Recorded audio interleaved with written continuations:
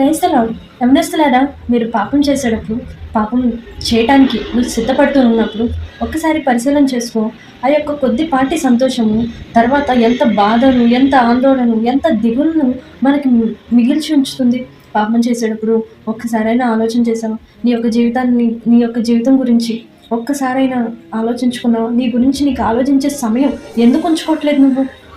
ఎవరో గురించి ఆలోచించేసి వారిని సంతోషపెట్టడానికి నీ యొక్క జీవితాన్ని ఎందుకు స్పాయిల్ చేస్తున్నావు? అదేదో దేవుని కోసం నీ యొక్క జీవితాన్ని త్యాగం చేస్తే ఎంతోమందికి ఆశీర్వాదకరంగా, దీవెనకరంగా ఉంటుంది కదా.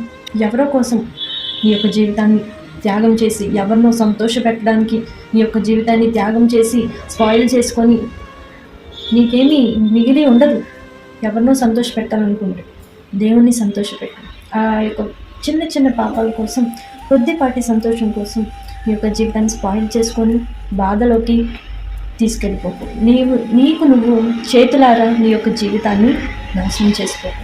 దేవుడు మంచి జీవితం ఇచ్చారు, హ్యాపీగా ఎంజాయ్ చేయి. దేవుల్లో ఉంటూ ఎంజాయ్ చేయి, ఇంకా హ్యాపీగా ఉండొచ్చు. దేవుని కోసం చక్కగా ఎలాంటి పాపం చేయకుండా దేవుళ్ళు సంతోషంగా ఉంటూ ఆయన కోసం నమ్మకంగా బ్రతుకుదాం. God bless you.